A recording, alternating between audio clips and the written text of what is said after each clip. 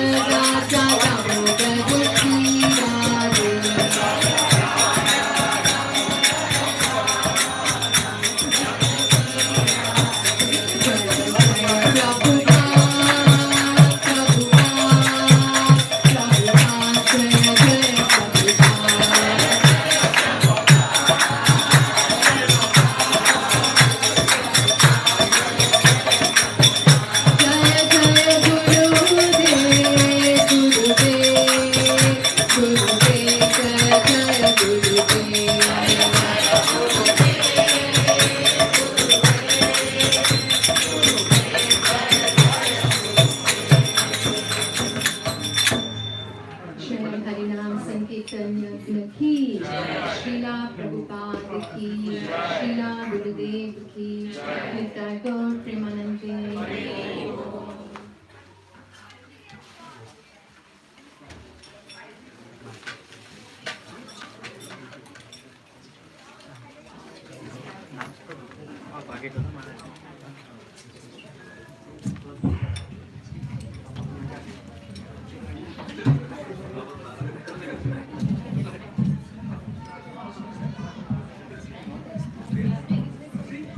Hare Krishna. Hare Krishna. Hare Krishna. I'd like to welcome all the devotees to Supreme Prabhu and Indira Mataji's place. Just a couple of announcements, if I may. Firstly, if I could all request all of you to please turn your mobile phones either to airplane mode or to silent, just so that we don't have any disturbance during the class. Also, we would encourage all children to stay and listen to the discourse. However, if you feel that they may not be able to stay for the whole time, in the front room we'll be playing a nice Krishna conscious video, so the children will get engaged. So if you feel that the children will be best engaged that way, we'd encourage you to please send them there. And also, if I can just request everyone to come forward a little bit, there may be more devotees coming, so that way there's enough room for them to sit towards the back. So if you see some space in front of you or towards your side, that will be great. And if you can move this way as well, because more devotees are likely to come through there. And the topic for today's discourse Maharaj has chosen is a very nice topic. It's a wonderful topic, from ritual to spiritual. So we're all eagerly looking forward to hearing this from Maharaj. Hare Krishna.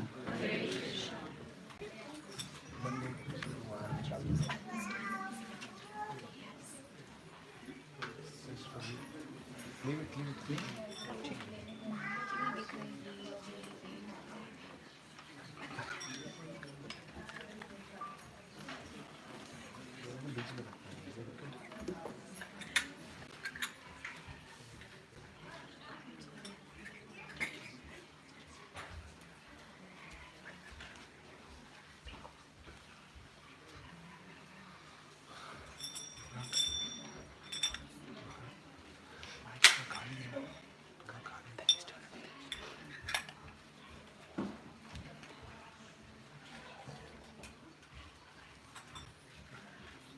Hare Krishna. Hare Krishna.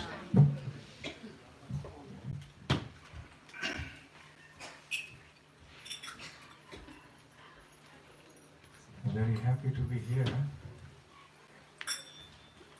in the new house, right? It's a new house. The last time we came, it was a different place. Yes. It's in the house of Sukhpreet and Indira and Arnabjit and Kritmanjit. Both are here, Arnab? Arnab is here. Kitman is in his end. Okay. So I'm happy to be here again and see so many devotees assembled here this Sunday afternoon. It's also an important day because it is the disappearance day of anniversary of Srila Prabhupada. So on this day in Vrindavan, it's very, very special. All the devotees who come to Vrindavan at this time, all of them are in tears. Because this moment, this evening, 7:21 p.m., the time when Srila Prabhupada departed, they gather in Srila Prabhupada's rooms. Of course, the rooms are very small, so only few senior devotees sit there during the arati. Other times, people come and go. They just walk through. And then for some days, there's discussions about Srila Prabhupada's glories. Devotees come and share their experiences, their memories. They glorify Srila Prabhupada. We are all here because of him. Who would have imagined that this philosophy, this path of devotion to Lord Krishna would have spread to Sydney and Montreal and Buenos Aires in Argentina, Tokyo? Who would have thought such a thing was ever possible? It was only because of one person. One person in old age decided to perform this austerity of leaving the shores of India without any money in his pocket. Only 35 rupees, $7 in those days, US dollars. Without knowing where he would be, what he would do, what he would eat. what would happen if he fell sick in his old age. There was no insurance policies, no temples to live in, no support system. He just went based on the faith he had in his Guru Maharaj's instructions. He went in a ship, suffered 2 heart attacks along the way, only for the sake of spreading Krishna consciousness. And even after he went there, just imagine the plight of a 70-year-old sannyasi coming from an orthodox background, suddenly in the midst of young men and women who are hippies, who are living together without getting married, who are smoking, drinking, taking drugs, and lying around intoxicated. And in the midst of these people, he sat and he spoke Bhagavad Gita and he chanted Hare Krishna. And from then, without a penny in his pocket, this is how he developed this whole worldwide movement in only 12 years. And it was on this day in 1977 in Vrindavan that Srila Prabhupada departed. So as a tribute to him, we also should make a resolve to make our Krishna consciousness very strong personally and to participate in spreading this process and this method and this culture everywhere. It's a very important day for all of us. Hare Krishna. Hare Krishna.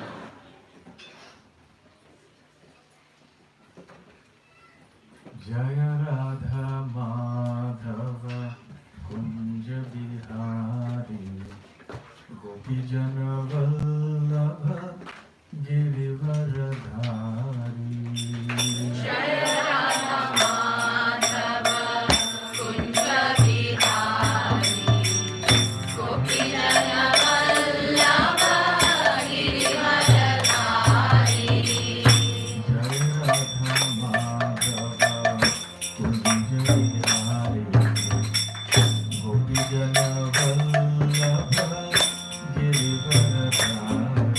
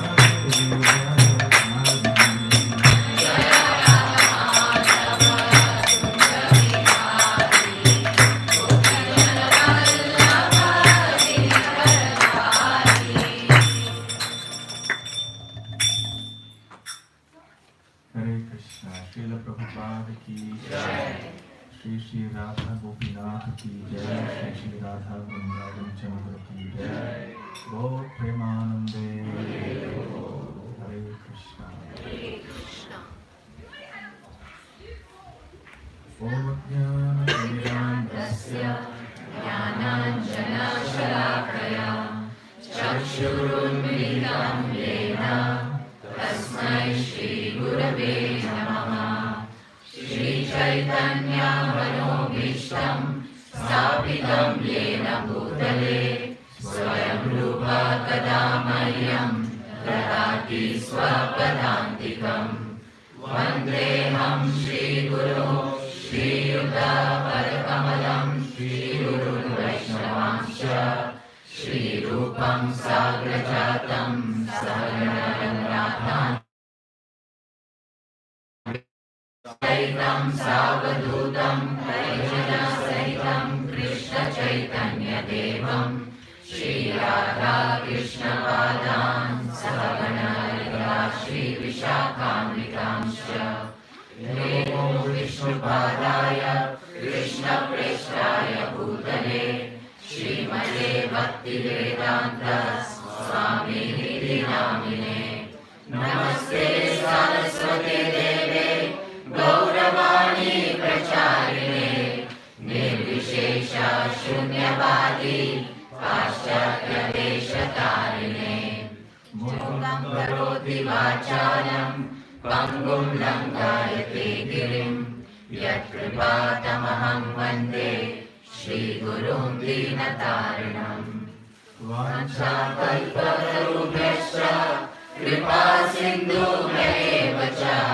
Patitanam Pavanebhyo Vaishnavebhyo Namo Namaha. Namo Mahabhadamyaya Krishna Prema Pradayate Krishnaya Krishna Chaitanya Namine Gauratrishe Namaha. Panchatattvatmakam Krishnam Bhaktarupa Swarupakam Bhaktavataram Bhaktakyam Namami Bhakta Shaktikam. Aradhyo Bhagavan Vrajeshvatayas Tadhama Vrindavanam Ramya Kachidupasana Vrajavato Vargena Ya Kalpita. Srimad Bhagavatam Pramanamalam Prema Pumartho Mahan. Shri Chaitanya Mahaprabhor Matamidam Tatragarana Paraha. He Krishna Karuna Sindhu Dinabandhu Jagatpate Gopesha Gopika Kanta Radha Kanta Namostute. Tapta Kanchana Gaurangi Radhe Vrindavaneshwari Vrishabhanusute Devi Pranamami Hari Priye. Jai Shri Krishna Chaitanya Prabhu Nityananda Shri Advaita Radhara Shrivasadi Gaura Bhakta Vrinda. Hare Krishna Krishna Krishna Hare Hare Hare Rama Rama Rama Hare Hare. Hare Krishna. Hare Krishna. So the topic for today is from ritual to spiritual. We all have some sense of what these words mean. So I will ask you a question. When you use the word ritual, what comes to your mind? What is the meaning of the word ritual? Anyone? Do something like Vidhi, like Can you raise your hand so we know who's speaking? I just say anything like do like proper Vidhi, like rituals, like any Vidhi. I'm saying in Hindi, I don't know. According to some rules, Rules, yeah. following some rules. Okay. So would someone like to write down all these different definitions so we'll discuss all of them? Yes. Yes. I'm always reminded of the story where a No, mother. just what is the meaning of ritual? Yeah, just something that is done without knowing what it is. Okay. Something that is done without knowing the purpose. Okay, that's another meaning of the word ritual. Yes.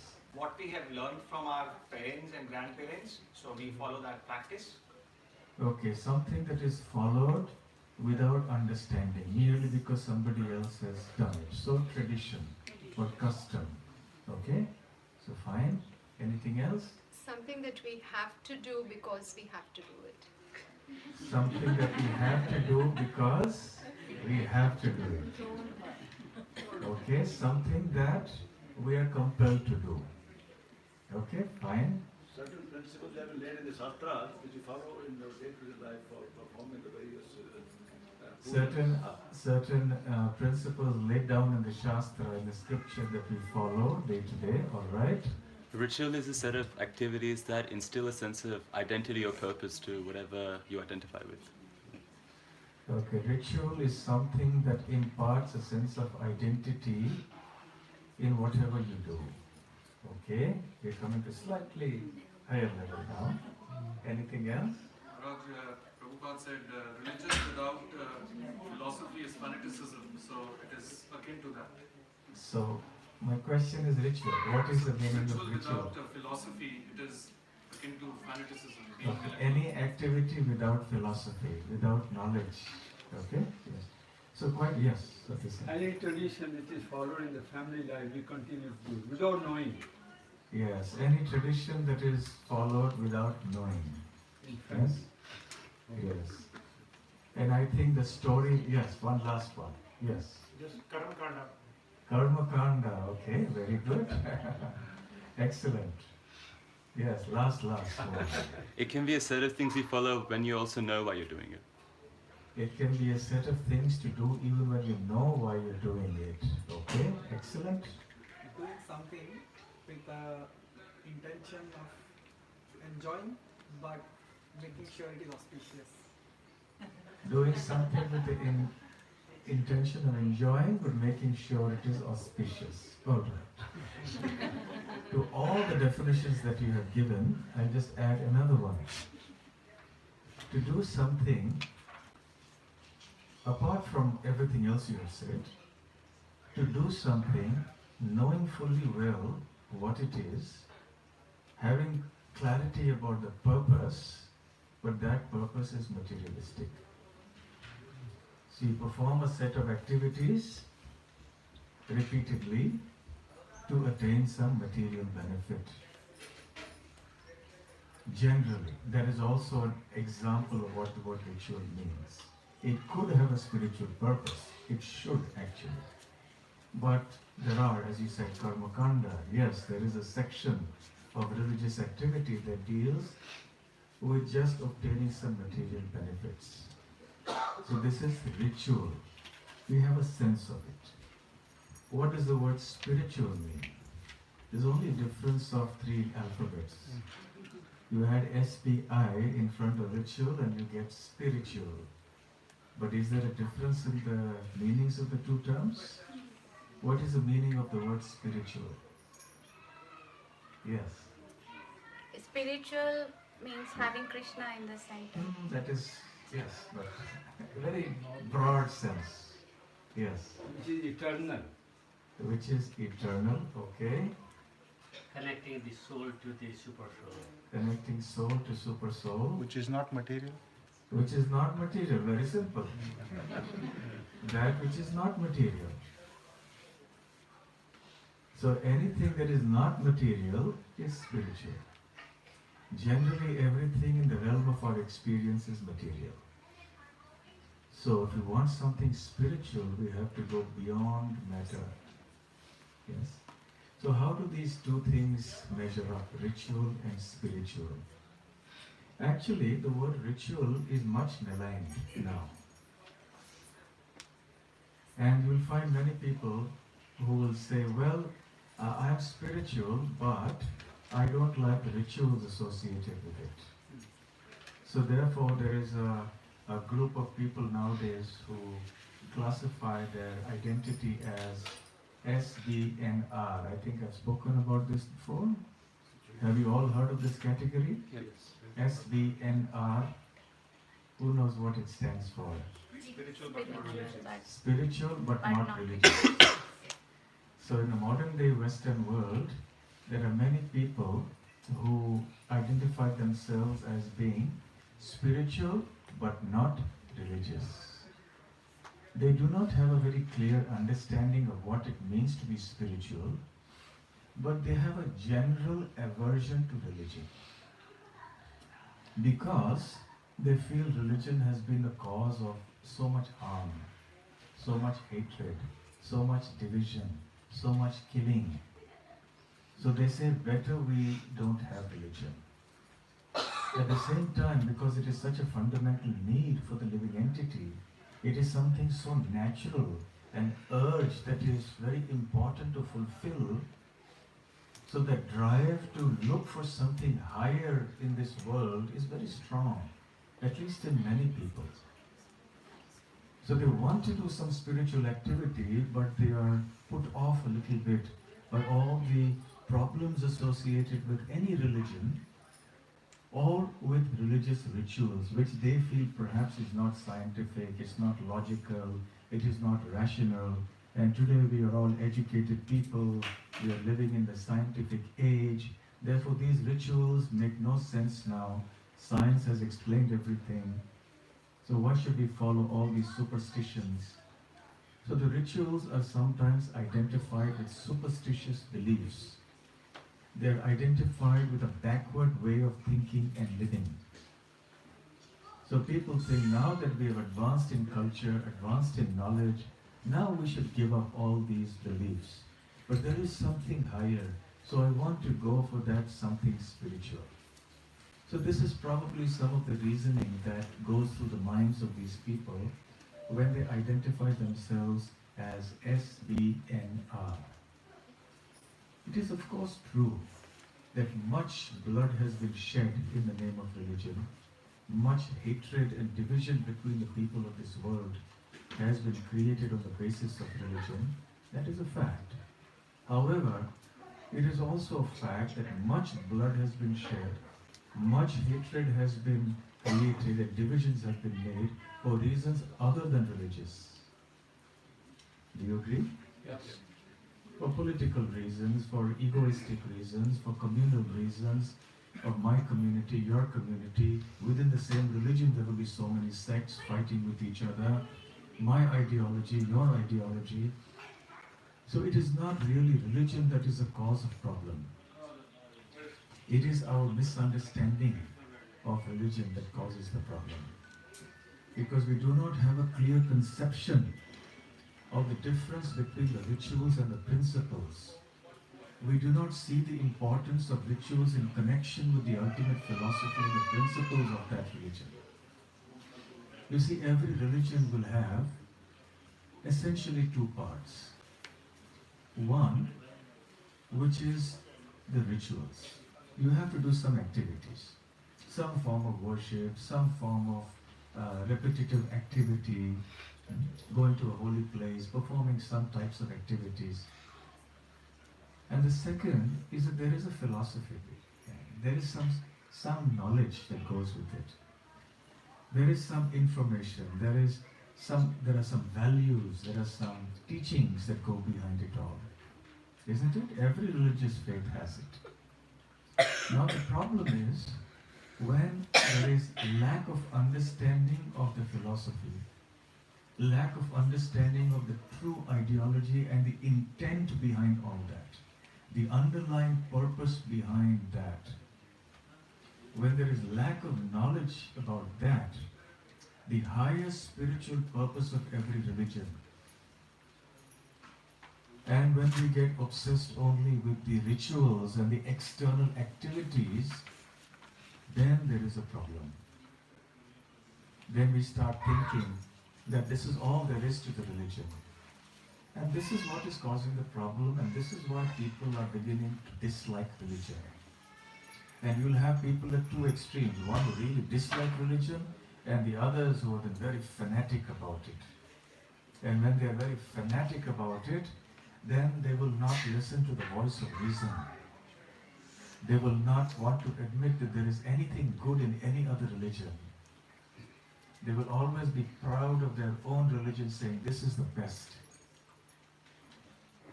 This is special. So it's only a form.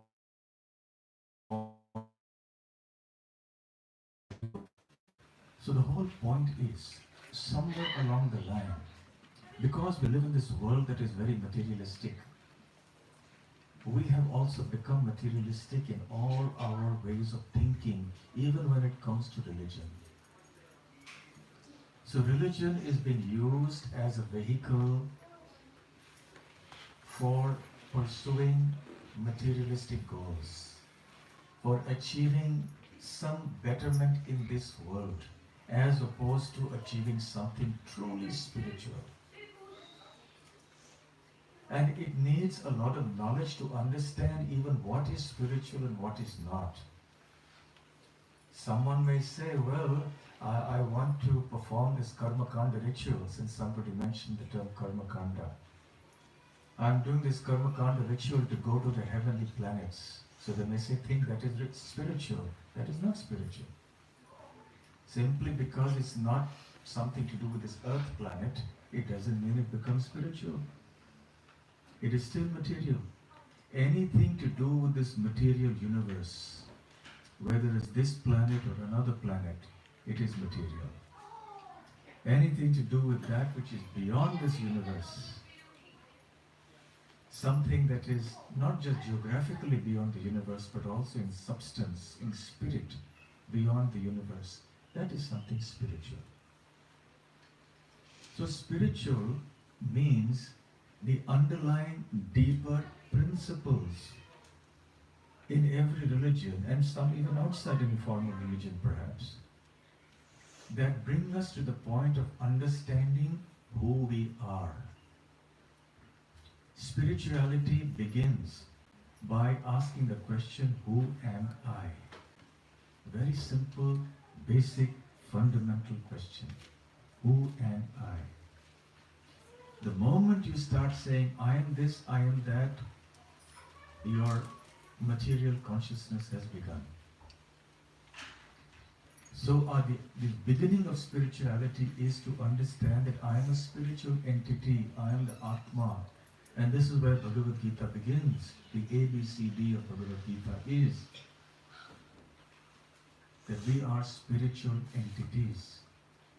So spirituality is a process whereby which we try to understand and know what our true identity is and how we can achieve and realize that identity. What is our role within this world, and what is the ultimate purpose? What is our source? Where do we come from? What is the connection that we have to our ultimate source? And what is the perfection that can be attained in that process? And how does one attain that perfection?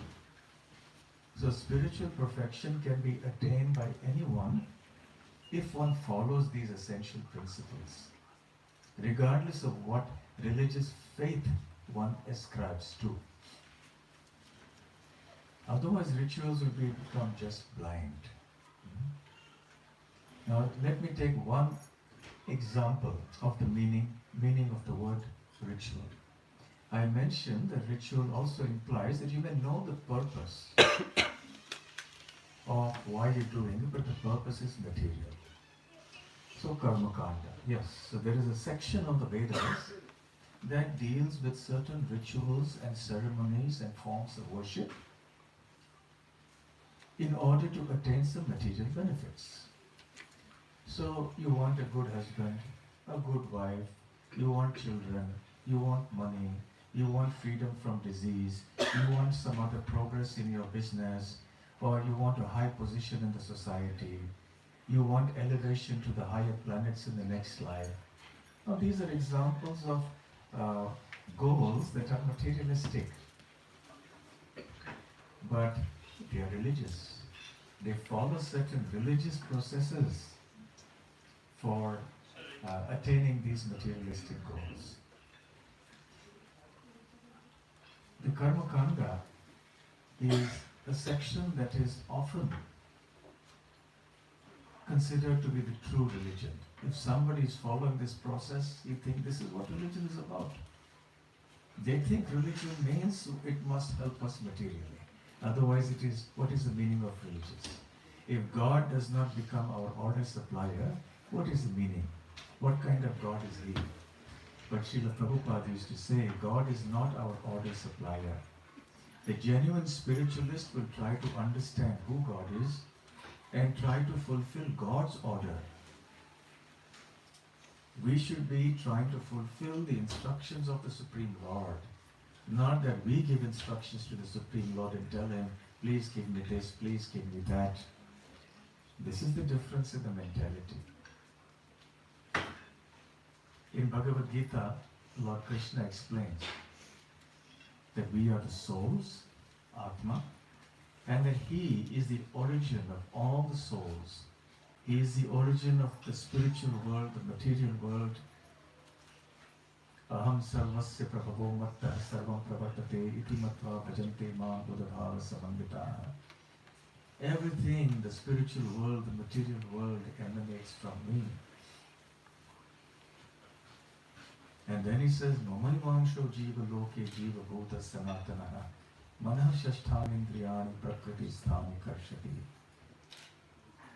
He says, all the living entities are my fragmental parts and parcels. They are my infinitesimal tiny sparks of my energy. But having forgotten me, they are now struggling against the stringent laws of material nature in this world. So to identify our relationship with Krishna, who is the supreme source of everything and everyone, that is real spirituality. Simply knowing one's identity as Atma is insufficient. Where do we come from? What is the Atma supposed to do? These are also important questions. And then when we understand the source of everything is Krishna, and we have to link up to that source, that is the perfection of spirituality. Now we may say, well, when we say Krishna, are we not restricting the supreme source of everything to one religious understanding? No. Because the supreme source of everything is called differently in different languages, in different cultures. The word Krishna means all attractive. The word Ram means all pleasing. So if you call him by some other name in the Arabic language or the Hebrew language or any other language, does it mean that he becomes different? You call him Ahura Mazda in Zoroastrian, you call him Vahe Guru in Sikhism, you call him Allah in Islam, you call him Jehovah or Yahweh in Hebrew among the Jews and the Christians. Ultimately, the supreme source of everything has to be one. There is no question of a Hindu god and a Muslim god fighting in the sky for supremacy. It is we who foolishly fight here on earth. But ultimately, the goal is to serve and understand and identify the one supreme entity. If someone is not happy with the name Krishna, well, call him something else. Call him the all-attractive one, who is the source of everything, if you want long names. But this is what it means to be spiritual. When Lord Krishna was in Vrindavan, he used to go out grazing the cows with his friends. And he would go into the different forests everywhere. He came to the border of Mathura and Vrindavan. And at the border there lived a community of Brahmanas who were ritualistic Brahmanas. We call them Smarta Brahmanas, Karmakandi Brahmanas, because they were very expert in doing rituals, in performing havans and homas and doing all this, but for materialistic purposes. Because they wanted promotion to the heavenly planets, they wanted material prosperity. So they were very religious, but they were not spiritual. Because in their religion they did not understand the higher spiritual goal. They understood the purpose, but that purpose was not spiritual. So when Krishna was moving with his cowherd friends, and they were hungry, so Krishna said, nearby there are these Brahmins who are performing various rituals. Why don't you go and tell them that Balaram and Krishna are hungry, so please give them some food. We are all very hungry.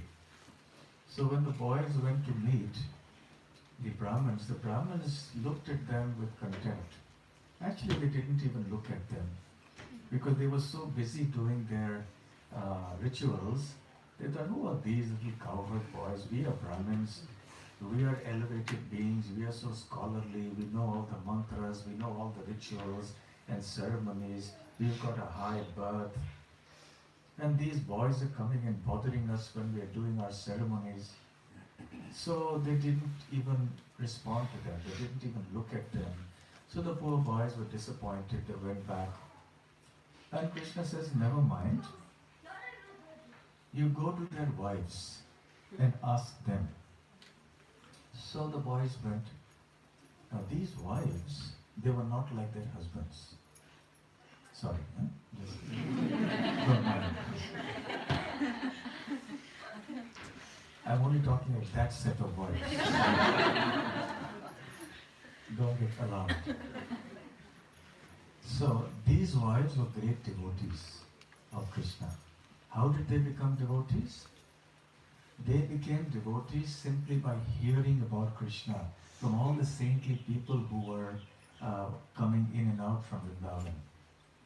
And they would glorify Krishna, Krishna's beauty, Krishna's qualities, and they would hear such descriptions every day.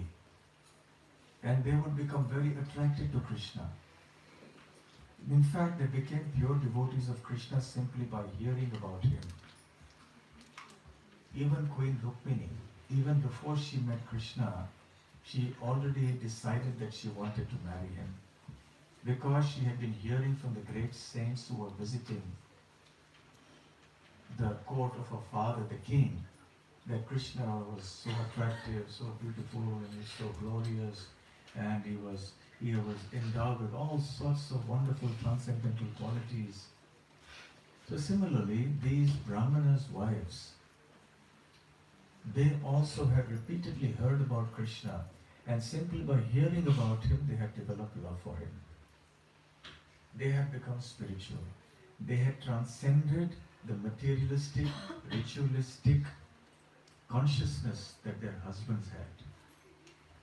So when the boys went to the wives, and they told them, Krishna and Balaram are in the neighborhood, and they are hungry, can you please give them some food?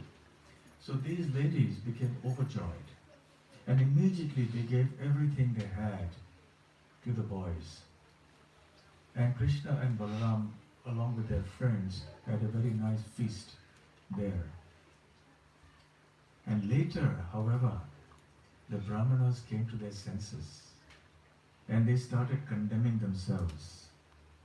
And they said, to hell with our learning, to hell with our erudition and scholarship, to hell with our knowledge of all the mantras and ritualistic procedures, to hell with our high birth. And they went on saying like this, Dik Janma, Dik, meaning, condemned, let it be condemned. We are so foolish that even though we had a chance to serve the Supreme Personality of Godhead, we lost this golden opportunity. And on the other hand, our wives, they were not trained as much as we are in all the mantras and tantras and procedures and yajnas and homas, etc. But they had such natural devotion for the Supreme Lord. So they are actually like our gurus. So the Brahmanas began to accept their wives as their gurus because they had achieved the perfection of their life. But because the Brahmanas were materialistically very attached, they could not go beyond their ritualistic orientation. The wives had transcended rituals to become spiritual, but the Brahmanas were still stuck in the rituals. So therefore, true ritual is that which helps us to get to the spiritual platform. In the process of becoming spiritual, though, there are many rituals to do. Now, consider another meaning of the word ritual that some of you said, which means to perform an act repetitively, knowing the purpose. If someone understands the goal of spirituality and follows some set course of actions repeatedly for the purpose of achieving that spiritual goal, such rituals are good. Such rituals will lead us to spiritual understanding. For example, we gather together every day, hopefully, to worship the Lord in our homes or in the temple. We worship the deity of the Lord. We chant the holy names of Lord Krishna on our beads. It's a ritual in the sense that we are doing it repeatedly. However, we are doing it for the highest spiritual purpose. So the word ritual is not bad. It's a question of how you approach the term ritual. If you do it simply without knowing anything, it's a family tradition that has been coming down, or a social tradition that has been coming down the ages, and you do it without understanding anything about it, that is a blind ritual. Now all of you know the story of the cat in the wedding, yes? How many of you don't know the story of the cat in the wedding? Okay, you. Okay, I'll tell it to you briefly. So there was this wedding ceremony in this house, and as the bride and the bridegroom sat down there, a cat suddenly entered into the arena and started creating a nuisance over there. So the groom's mother became very annoyed, and she drove away the cat, but the cat kept coming back again and again. Finally, in desperation, she told somebody to put a bucket on top of the cat so that the cat would be trapped there for the duration of the wedding and it wouldn't create a nuisance. And after the marriage ceremony was completed, then they removed the bucket and let the cat go. So now the bride was noticing all this. She didn't know why. So time passed. 25 years passed. She became a mother. And she had a son. Now it was time to get him married. So the son's marriage ceremony was being organized. Now she was the groom's mother. And she remembered, oh, when I got married, my mother-in-law brought a cat. And she put a bucket on top of the cat. So that's also part of our family tradition. So we must do that. So then somehow she told, get a cat. So somebody brought a cat and they put a vessel on top of the cat. And when the marriage ceremony was over, then they released the cat. So as the generations went by, this became the tradition. This became a necessary ritual to perform at all wedding ceremonies in that family. So this is an example of how a ritual can sometimes be done without any understanding, without any knowledge. This kind of ritual obviously is meaningless. It has no purpose, no connection with spirituality. But there are some rituals that are very meaningful. If one is not completely spiritual, at least one should be religious. Better to be religious and follow some rules and regulations rather than being completely whimsical. Living a whimsical life without deference to any higher authority is also a sinful life. Someone says, I don't care for any scripture, I don't care for any God, I will do whatever I like. I will eat, I will drink, I will do anything that pleases me. Then such thinking doesn't bring about any auspiciousness or benefit for that person or for anyone else. And that is the predominant philosophy today. Today, nobody wants any restrictions on their life. Everybody wants freedom to do anything that they want. And the moment you say that there is some restriction or there is some rule to follow, they don't like it. And because there is a rule, they see the rule as a ritual. They see that as being interfering with their freedom, with their happiness. Many times when people ask the question, I don't mind spirituality, but the fact that you people have so many rules, I don't like that. If you take away the rules and regulations, then I'm with you.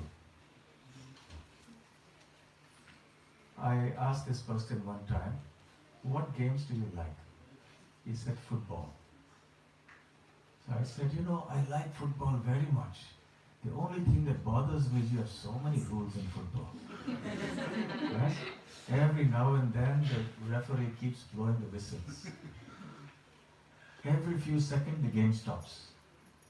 Something or the other happens. The ball goes outside the line, or someone tackles somebody else in the wrong way. Every few seconds there is interruption. It's such a botheration, isn't it? I asked him. He said, no, but that's necessary. I said, why? Don't you want freedom to play football the way you like to play? You should be able to kick as freely as you want, anywhere, anyhow. No. You see, if you don't have rules, there will be chaos. Imagine the roads without rules. Of course, you go to India, you will see that. You will see how. If you want to learn how to live dangerously, just drive on the roads in India. Living on the edge. Yes? Every time you start out, you don't know whether you're going to reach your destination. So, without rules, without restrictions, there will be chaos. So, the kind of chaos that will happen in a football game if you don't have rules, can you imagine? All the football players coming to blows with each other, and then kicking the ball and kicking each other, and then doing anything they like, holding the ball with a hand and going. So, it leads to chaos. So therefore, in order to bring some sense and stability into any activity, there need to be some rules. So why should we expect that everything in life has rules except spirituality? When it comes to spirituality, we say no rules. I don't like the rules. I want to do whatever I like. I want to seek God in whichever way I like. But why should one be able to succeed in one's endeavor in finding God without rules if for any other endeavor one needs rules? To drive a car you need rules, to cook you need some rules, to study, to go to a school you have to follow rules, to work in an office you have to follow rules, to live as a citizen in the country you have to follow rules. Everywhere you follow rules. So what's wrong in following rules when it comes to spiritual life? The question is not rules. The question is whether you're following the right kind of rules, whether you understand the purpose behind the rules, and whether those purposes are spiritual, genuinely, and not simply materialistic. If your purpose in following the rules is you want money, you want power, you want prestige, you want even elevation to a higher planet within the material world, then that is materialistic rituals. And that doesn't have much spiritual value. And the test is, have you risen beyond hating others? Have you risen to the point of loving everyone? Have you come to the point of understanding that actually the same Supreme Lord resides in everyone's heart? Whether he is an Indian or Australian, whether Hindu or Muslim or whatever he may be, rich or poor, the same Lord is our goal. The same Lord is in the heart of every living entity and in every atom. Have you risen beyond all the dualities of liking and hating this is mine and that is not mine. This person is my community, that person is not my community, therefore I shall hate him. Have you risen beyond these narrow understandings of religion and philosophy? So rituals should not lead us to that. Rituals are meant to change our heart. Such rituals are beneficial, are necessary, essential. Those rituals that will purify our heart of all the negativities, Kam, Krodh, Lobh, Moh, Mad, Matsar. All these 6 enemies of the soul who reside within the heart. Greed, anger, envy, pride, lust, illusion. Have we conquered them? That is the question we have to ask. It's not just important to be religious. One may say, well, I am not whimsical, I am following some rules and regulations. Fine, which is good. Now we have come to the human platform. Srila Prabhupada used to say that human platform begins when one follows some set of religious rules and regulations. However preliminary or rudimentary they may be, there is some semblance of humanity now that is coming. But now that we are human, now we have to go beyond.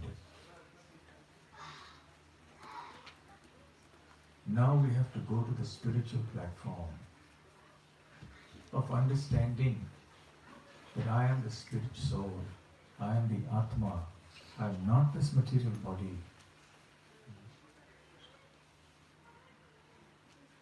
So from ritual to spiritual is a journey from purposelessness to a sense of purpose, from materialistic to spiritual. It's a change of consciousness. Those activities, those rituals that will help us to transcend matter and come to this higher spiritual understanding and make us pure devotees of the Supreme Lord, those rituals are very much essential for us.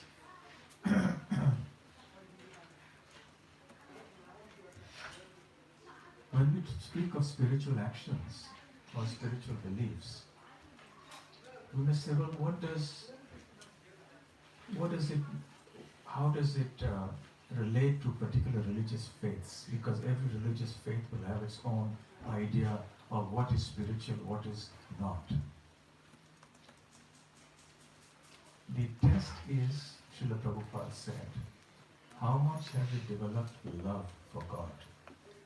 That is the test. If you have developed love for God, genuinely, yes, we respect you.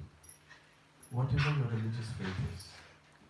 If you have developed freedom from hatred, freedom from greed, freedom from the lower modes, if you have developed compassion and kindness towards all living beings, if you have developed a higher understanding and vision of life, of the world, and of all the other people as being beyond the body, if you see that transcendental oneness of all living beings as part and parcel of the one supreme living entity, then we respect you, regardless of who you are, what faith you profess. So Srila Prabhupada said that the teaching of Bhagavad Gita is non-sectarian. Krishna is not a Hindu god. Krishna is not a Hindu god. Krishna is God. Period. The all-attractive Supreme Personality. It's only because people are not used to the idea that God can be a person or that God can have a form, and especially blue color, playing a flute. That is where people get confused.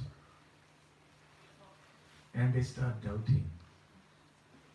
When Prabhupada went to America and he said Krishna is a cowboy, in America they were amused because America is a land of cowboys. But there are different kinds of cowboys.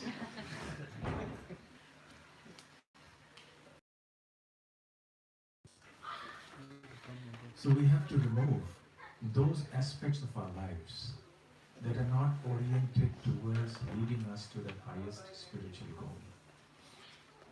The chanting of the names of Lord Krishna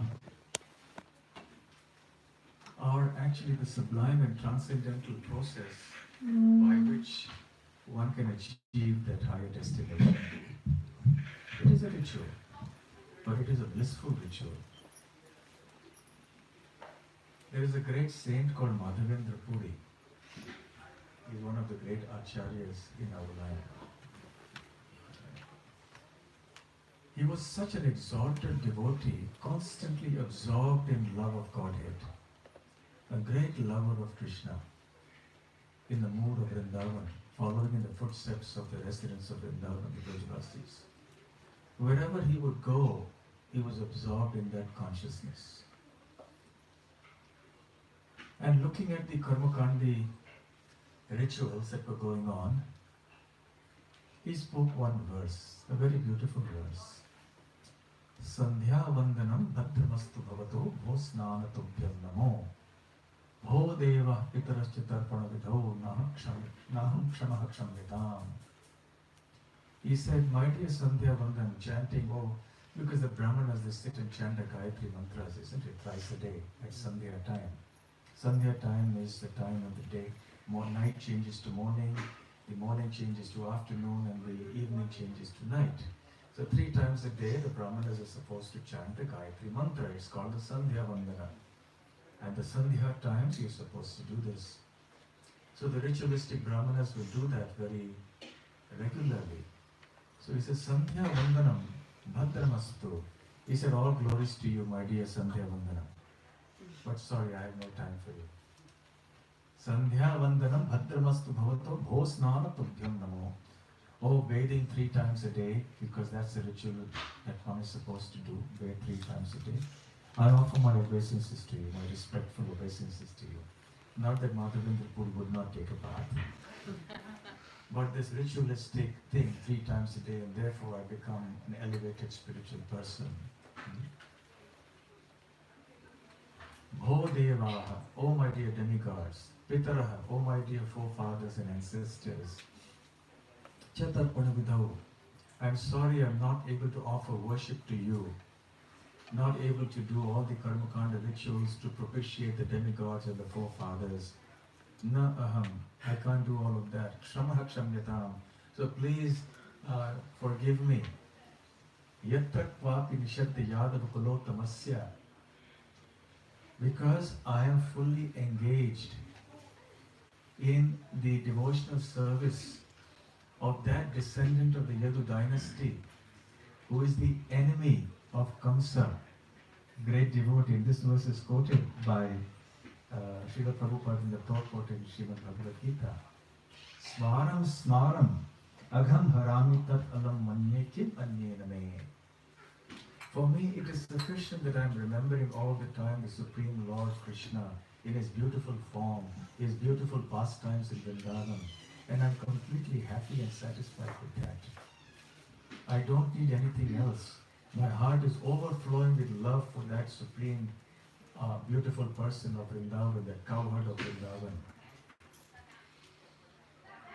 So therefore, he has reached the point of spiritual transcending ritual. To reach the point of complete love of God, have spontaneous devotion towards Him, a devotion that overpowers all sorts of rules and regulations. That is the goal of life. In the meanwhile, we have to follow what is called sadhana bhakti. Sadhana bhakti means bhakti or love of God in practice, when we haven't attained perfection.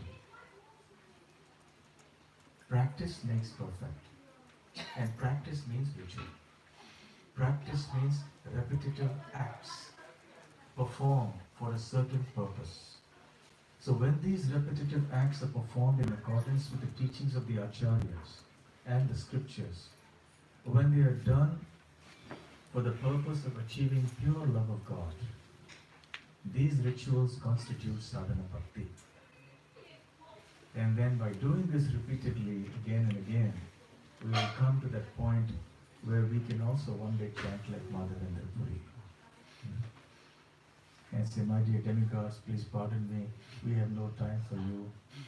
We have no time for Somvar ka upvas, Mangalvar ka upvas, going here on this day, going there on that day, pleasing this demigod, pleasing that demigod. Sorry, we have no time for that. Our heart is completely absorbed in that cowherd of Vrindavan, who is stealing the butter from the gopis' homes, who is grazing the cows, who is dancing Rasamrita with the gopis, who is frolicking with the cowherd boys in the forest, who is getting tired by Mother Yashoda to the grinding mortar, who has been reprimanded by his mother. That Krishna is the center of our consciousness, and that's enough for me. This is the perfection of our spirituality. So Sukhpreet and Indira, thank you very much for opening up your homes, your home today for this satsang here. We are very happy we could come here into your new house. I'm so glad that you could come in. And with all the devotees having gathered here to discuss the real essence of spirituality as being pure devotion to the Lord of Vrindavan. It's all blessings, everybody is here, so many people here. You're here. It's a blessing. Thank you so very much. Hare Krishna. Hare Krishna. So, and thank you, all of you, for having come this evening here. It's a pleasant day outside. Summer is starting, I think. Do any of you have any questions to ask? Yes. Maharaj,